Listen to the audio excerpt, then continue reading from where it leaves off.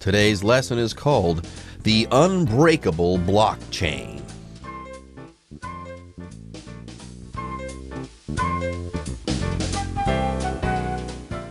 Hello, everyone. My name is Jeff.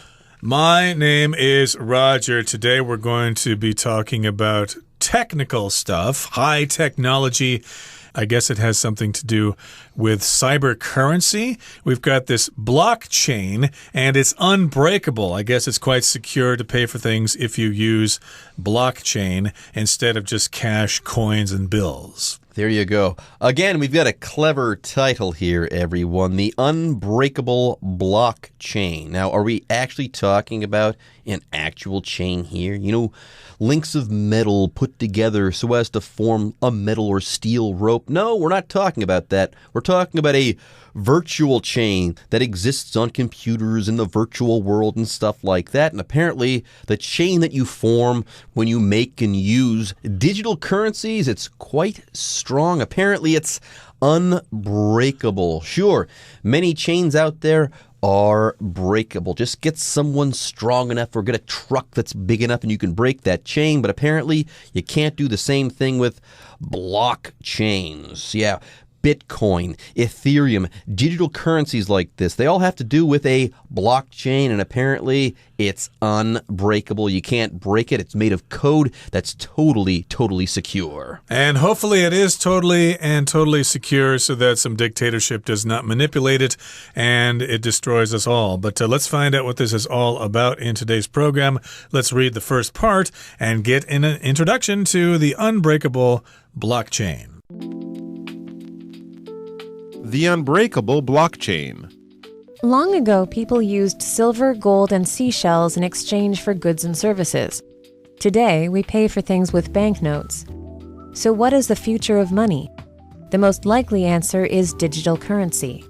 This type of money exists only in electronic form, and thanks to the technology behind it known as blockchain, it offers some important advantages. 大家好，标题中我们看到形容词 unbreakable 指牢不可破的、无法打破的，字首 un 表示无、没有、相反。例如 When someone makes me a promise, I consider it to be unbreakable. 当有人给我承诺，我会视之为牢不可破。或是 The company claims that its products are unbreakable. 该公司宣称其商品是无法打破的。另外，这个字去掉字首 un 就成了反义词 breakable 指会碎的、易碎的。举例来说 Make sure to take out anything breakable before shipping. 寄件前请先确保把任何易碎物品取出。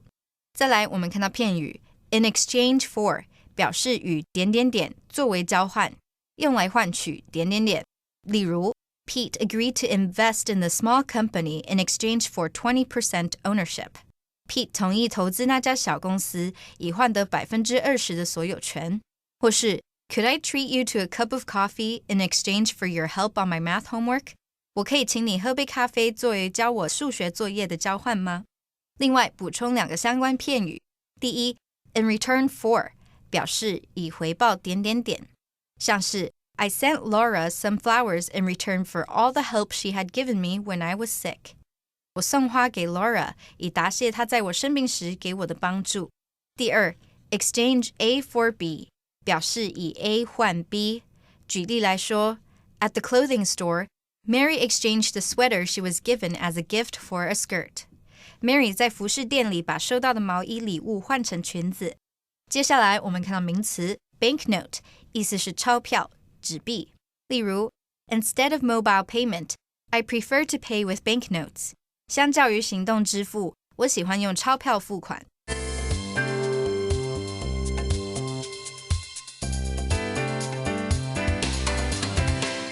Okay, the idea behind Bitcoin and other digital currencies, let's face it, okay, they're hard to understand. These ideas, the blockchain itself is really difficult to understand. But you know what? If you really do think about money for a little while, all money, all currency is kind of hard to understand. Yeah, long ago, people used silver, gold, and seashells in exchange for goods and services. Yeah, people have been using money for a long time.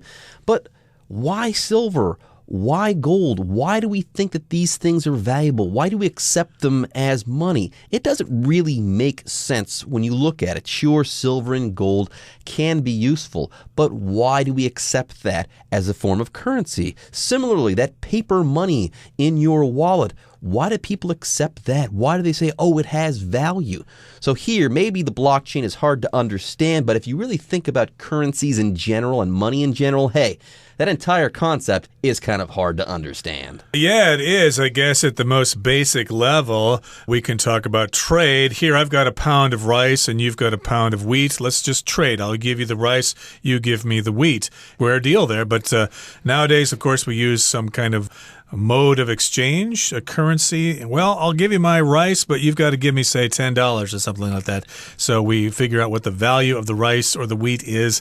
And then we've got some kind of currency here. But back in the old days, they used silver, they used gold, and they used seashells and maybe tree bark. Who knows? They probably used all sorts of stuff. And it was in exchange for goods and services. So here's the phrase, in exchange for something, which means as a way to trade things. Yeah, there's a trade going on. Yeah, I've got some goods here. I've got some wheat or rice, like Roger said before.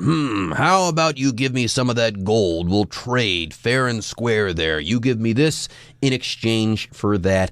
Let's make a deal. But yes, very often you don't have to actually have the goods on hand in order to make an exchange. Sometimes you can just say, hey, here's some money, and you can use that money somewhere else to buy whatever you need. And apparently people have agreed to honor a certain currency in a certain place, to accept it, to use it, so on and so forth. So currency has taken off. People all over the world use paper money and coins like that, even though it's not clear how these things have any value in and of themselves. Anyways, let's go ahead and move on here. Today, it says that we pay for things with banknotes. And when I say banknotes, I'm talking about paper money, although paper money isn't actually made out of paper. It's made out of cloth, but it looks like paper, and people will call it paper money. It's got all these different kinds of security measures as well, so as to prevent counterfeiting, which means somebody makes fake money, and that's a problem with banknotes. And here in Taiwan, of course, the common banknotes are 100, 500, and 1,000 NT dollar banknotes.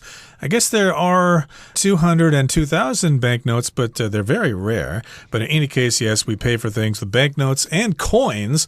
So what is the future of money? Yeah, are we going to keep passing around these little pieces of metal and pieces of paper? It seems kind of backward, you know. Of course, nowadays with our modern technology, we should be able to exchange things a lot more easily than using paper money. There you go. Sometimes if you go to a business these days, okay, you'll see a sticker on the door. It'll say, we accept MasterCard and Visa. We accept American Express.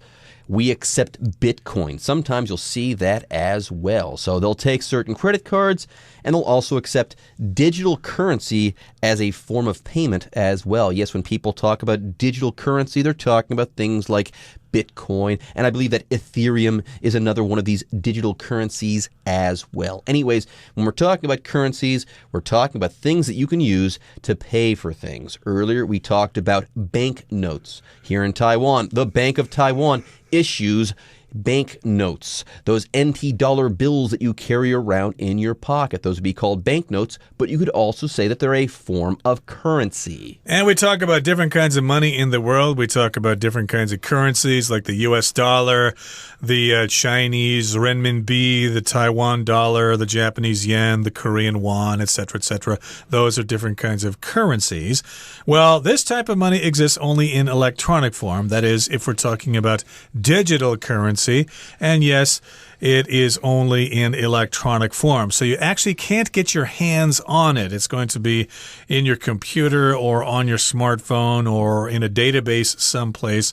And thanks to the technology behind it known as blockchain, it offers some important advantages. So yeah, we can have digital currency, but we need something to back it up, and that is known as blockchain. That's a technology that exists to make digital currency work. And to me, this is kind of confusing. What the heck is blockchain? Hopefully, we can explain it to you clearly in today's lesson. Okay, folks, with that, it's time for us to take a break, but don't go away. We'll be back with the second portion of our lesson after this. At the moment, the flow of money is regulated by banks or other third parties. When we transfer money, we usually have to pay the bank a large fee and trust them with our personal data.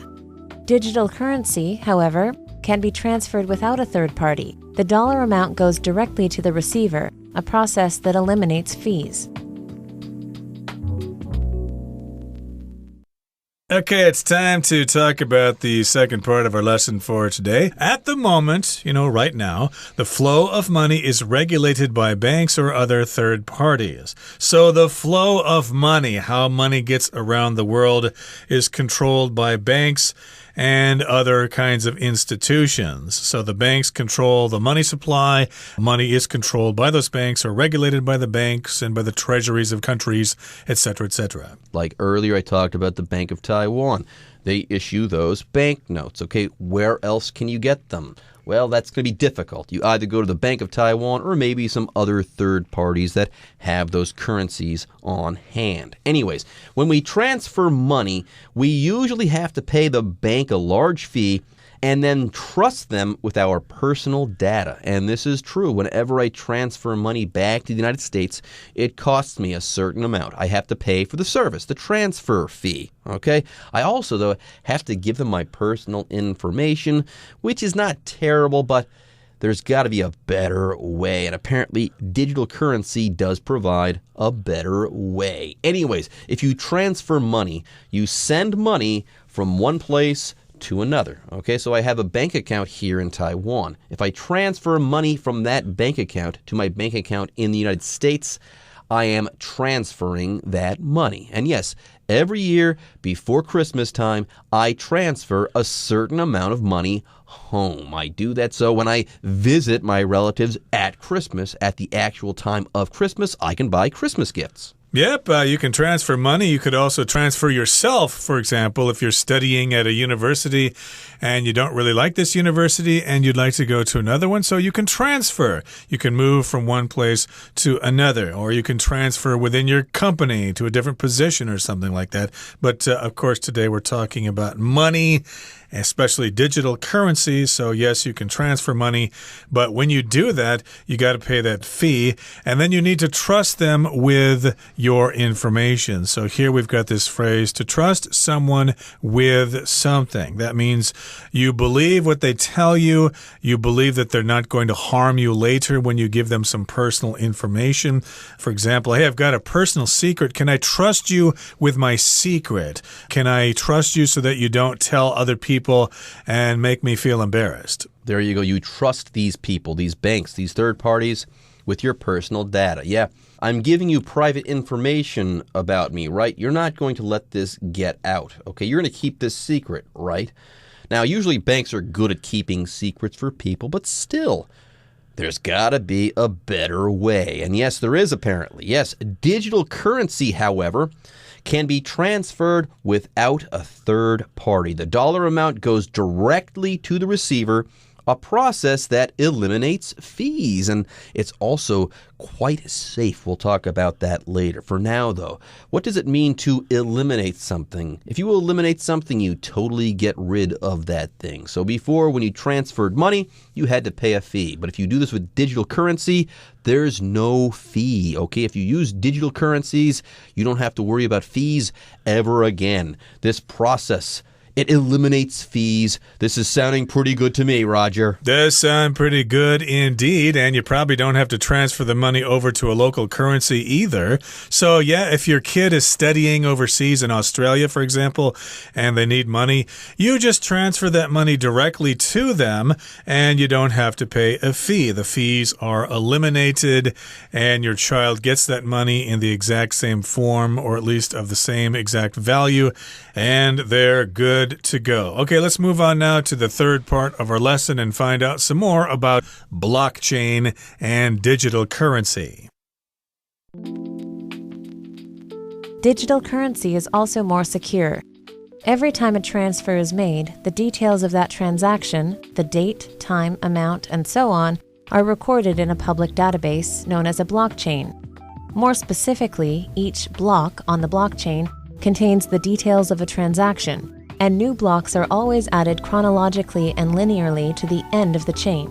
That means each block can't be edited without changing the information in every other block on that chain. This feature is what makes blockchain secure and useful.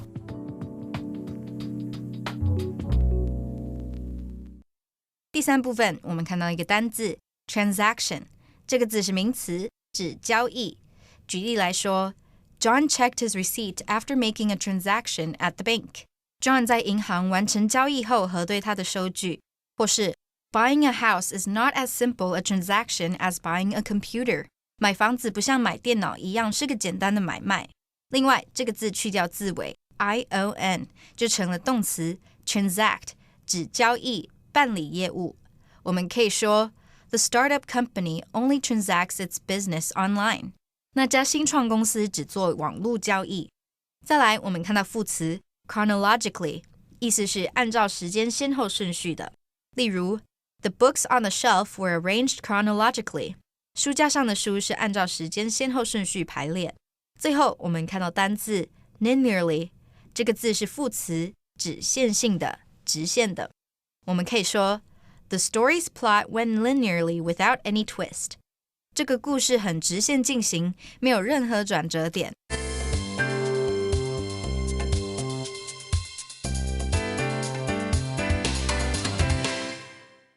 Okay, everyone. Usually banks are pretty trustworthy, okay? You can trust banks with your personal data, okay? That's usually the case, but sometimes hackers get a hold of information that you've given a bank or something like that. So even though the banks are trustworthy, do you really want to hand over your personal information, okay? Me, I will, but I want to make sure that when I do so, that information will be secure. So yes, digital currency sounds very appealing to me. Not only will you not have transfer fees, we'll be eliminating those, but on top of that, digital currency is also more secure. The blockchain is unbreakable. By the way, if something is secure, it's extremely safe. It should be. So, yes, digital currency is also more secure, more safe. You don't have to worry so much about somebody getting your personal information. Every time a transfer is made, the details of that transaction, the date, time, amount, etc., are recorded in a public database known as a blockchain. So there you have it. There's the word blockchain there. It's actually a public database. So again, you're going to make a transfer. Earlier in the lesson, we talked about transfer being a verb, but here transfer is being used as a noun. Every time a transfer is made or when you transfer money, the details of that transaction are recorded in this public database, which is known as a blockchain. So yes, we're talking about the transaction. Anytime there is some kind of action between two different parties, or maybe more than two parties.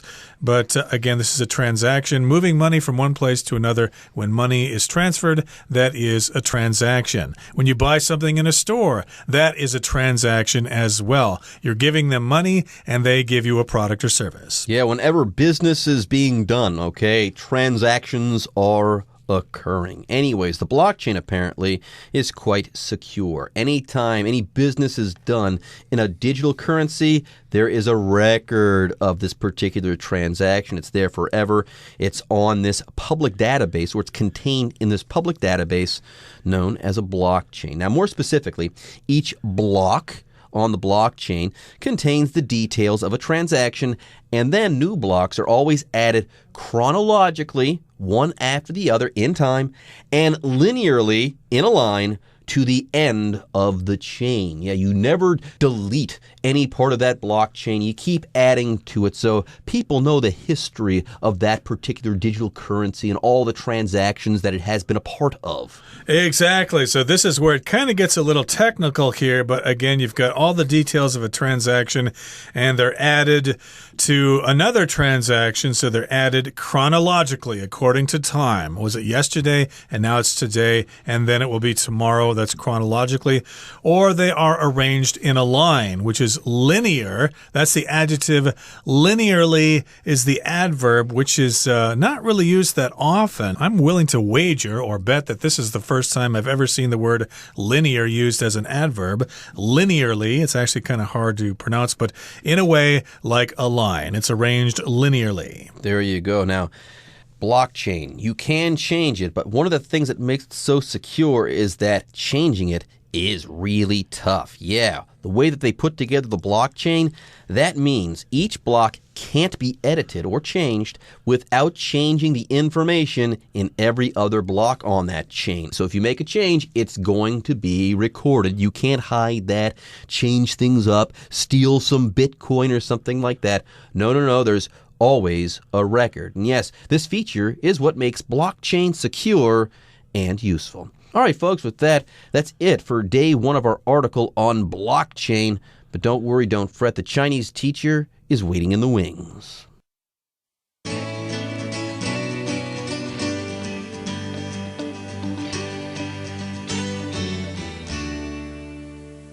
各位同学大家好，我是 Hanny。 我们来看今天的文法重点。课文第二部分有出现两个单字，一个是 transfer， 一个是 eliminate。 我们来帮同学们补充他们的字根。好，那么先从 transfer 开始。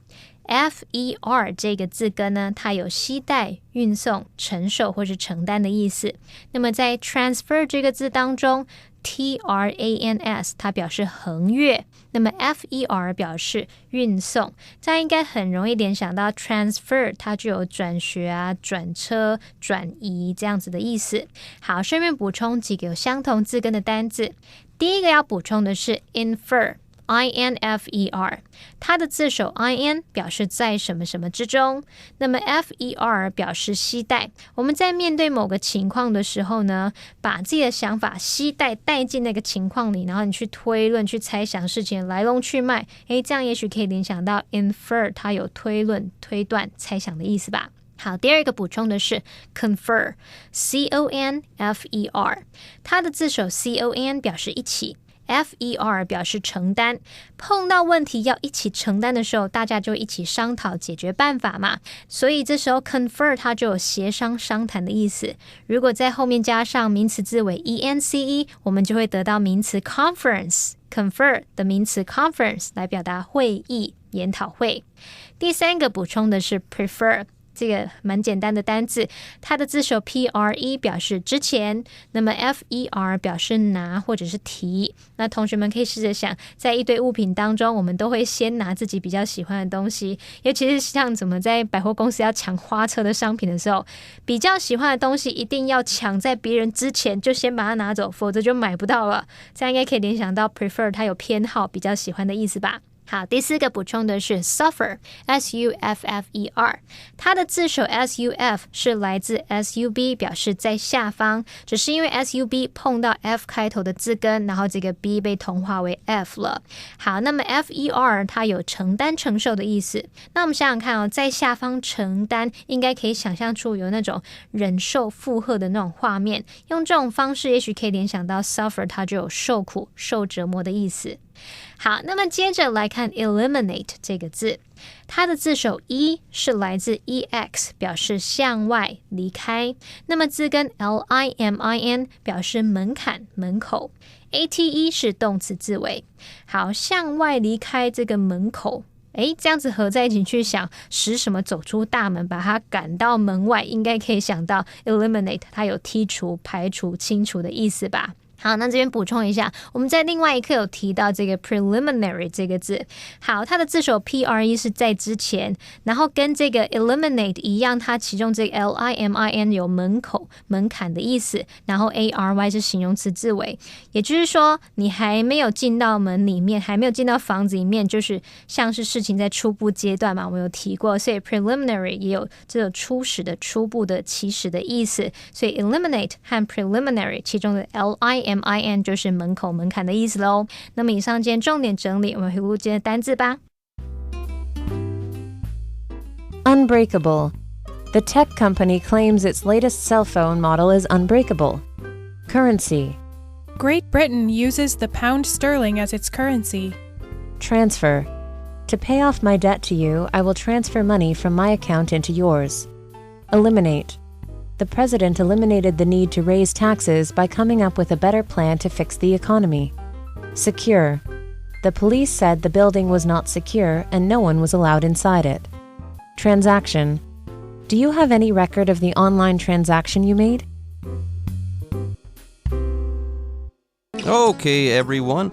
With that, today's article is now complete. But, as always, we sure hope that you guys have enjoyed reading along with us. Anyways, I'm Jeff. I am Roger.